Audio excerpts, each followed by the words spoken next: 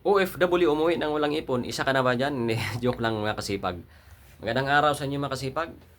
Okay mga kasipag, subukan kong tatalakayin na naman yung about sa OFW na umuwi ng walang ipon dahil isa rin akong OFW mga kasipag. Dati rin akong OFW, ngayon nandito sa Pilipinas.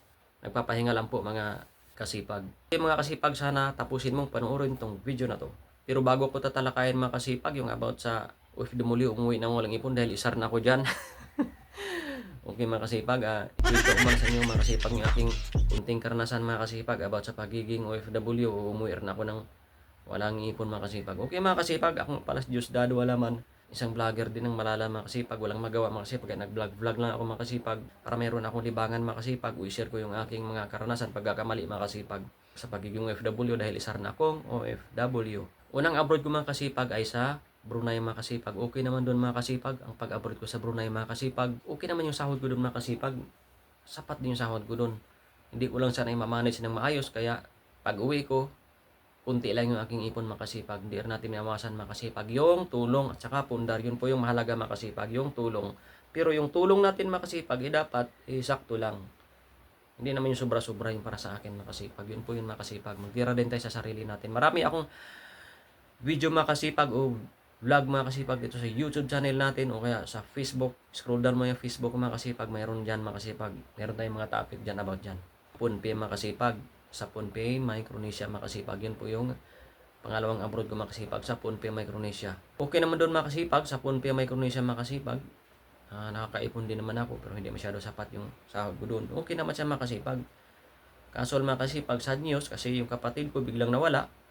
Hindi talaga natin hawak yung panahon, bigla siyang nawala o naglaho, na aksidente. Kaya umuwi ako ng maaga mga kasipag, napauwi ako ng maaga, ikaparanggot yung ipon ko na yun. Grabe ang hirap ko noon mga kasipag. Grabe tulo-tulo ang luha ko noon mga kasipag kung paano ko mamanage yung ipiranggot na ipon. Biglaan kasi mga kasipag na yung kapatid ko mga kasipag ay naglaho. Hindi talaga natin iwasan yung disgrasya mga kasipag. Kaya mag-ingat po tayo sa lahat ng galaw natin mga kasipag, lalo sa ating mga OFW. Tatlong abroad ko mga kasipag ay sa Guam. Okay naman yung pag-abroad ko doon mga kasipag sa Guam. Much better din. Okay rin yung sahod. Kaya nga maganda rin mag-abroad tayo. Okay rin yung sahod mga kasipag. Hindi tayo basta-basta grab ng grab. Hindi tayo basta na accept ng pirma ng pirma. Kaya kwintahin din natin yung magkasya ba sa pangailangan natin yung sahod natin at may maipon ba tayo at may maitabi. Yun po yung mahalaga. May maipon ba tayo sa sahod natin? Kasi kung padala, wala rin, mahirap din makasipag. Ay kailangan ay minus-minus rin tayo sa pagpapadala. Yung saktuhan lang po makasipag. Mayroon pa ako mga video makasipag na binahagi yung sa pagpapadala. Kung napanood mo yung makasipag, mababago rin yung mindset mo makasipag about sa pagmamanage rin po ng pera. Mayroon po tayong video sa pagmamanage ng pera, tayong mga OFW. Kaya ako binabahagi ito makasipag.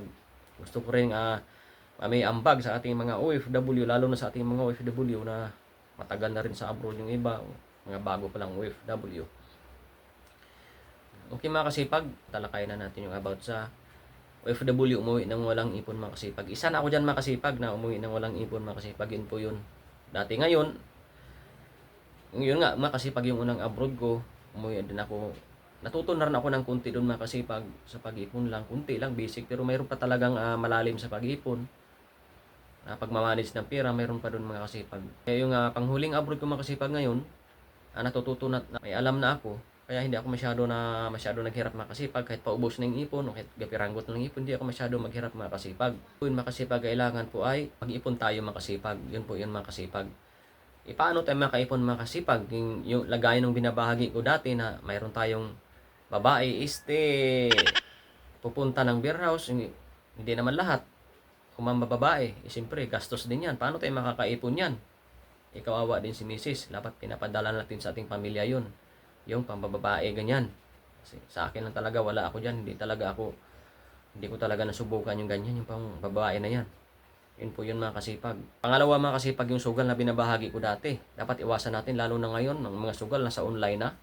Online sabong, online gaming, ganyan mga kasipag. Iwasan na natin yung mga kasipag kasi hindi yan maganda sa ating buhay. Ang una mga kasipag, waste of time, waste of energy, wala na tayong time sa pamilya natin, sira ang buhay natin. Kaya dapat po natin iwasan mga kasipag para tayo ay makaipon.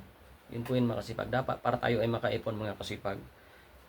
Yung binabahagi ko pa mga kasipag, yung about sa inom.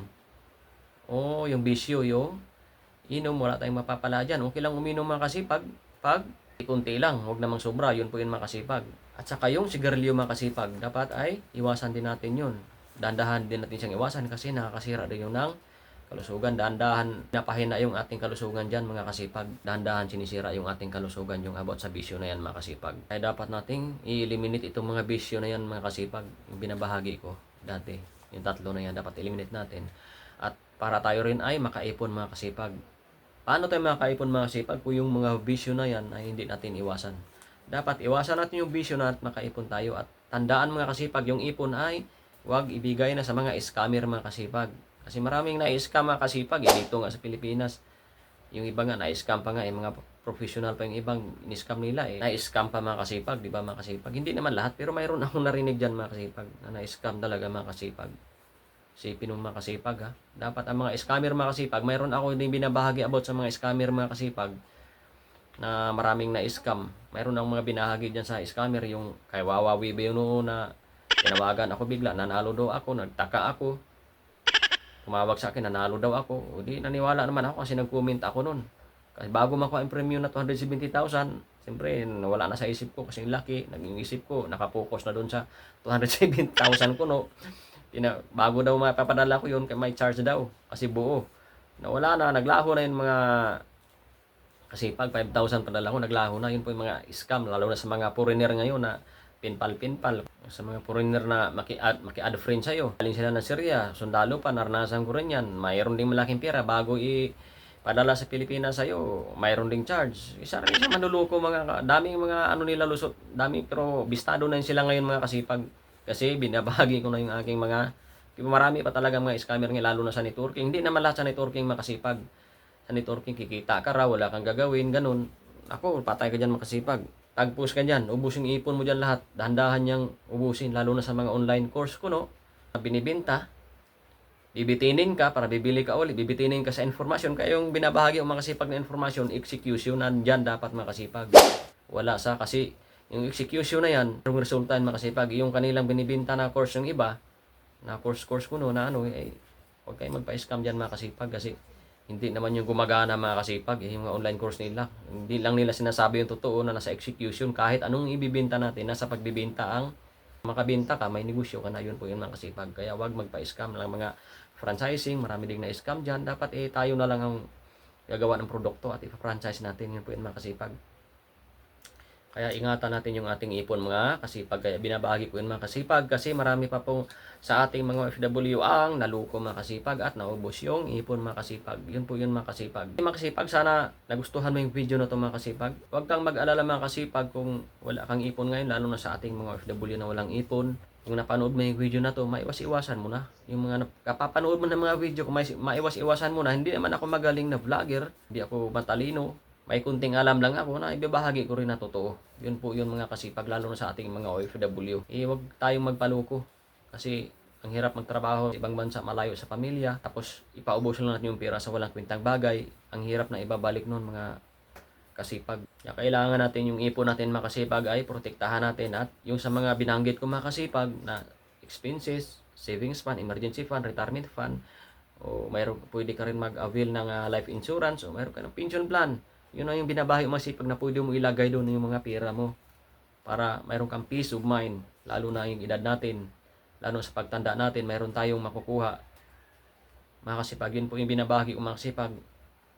Sana nakatulong sa inyo ito mga kasipag, yung aking mga binabahagi mga kasipag. Ang kagandahan mga kasipag, pag natuto ka na mga kasipag mag-ipon, iniwasan mo na yung mga bisyo na yan, ang daming bisyo, iniwasan mo na.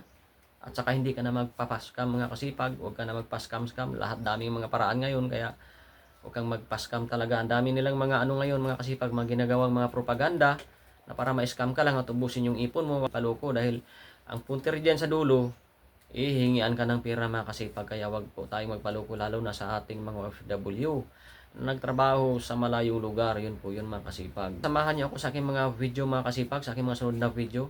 Kung nagustuhan mo itong video na ito mga kasipag, pwede mo akong i-like o comment o subscribe sa my YouTube channel para ma-notify ka sa mga bago na nating video. Pag mayroon pala akong HE Malupit Group Operator, Mayroon tayong group sa HM Malupit Group, Operator Makasipag. Hindi maglapag ng kanilang mga galing, yung mga marunong ng operator, mag-operate, yung kanilang mga experience, para matulungan naman yung mga bago na mga pwede maging operator makasipag. Kailangan din nating i-share yung ating, kahit sa trabaho natin, yung ating alam sa trabaho, pwede rin natin ibahagi yun makasipag sa ating mga kapwa katrabaho din para matututo yung iba, kasi malaking bagay na rin po yun na makatulong sa kanila mga kasipag. Yun po yun mga kasipag. Okay mga kasipag, maraming salamat sa panood ng video na ito mga kasipag. Sabi ng Panginoon sa Lucas 10:16, ang mapagkatiwalaan sa maliit na bagay ay mapagkatiwalaan rin sa malaking bagay. Ang madaya sa maliit na bagay ay madaya rin sa malaking bagay. Okay mga kasipag, maraming salamat sa panood ng video na to. See you my next video mga kasipag. I love you mga kasipag. Bye. Ciao.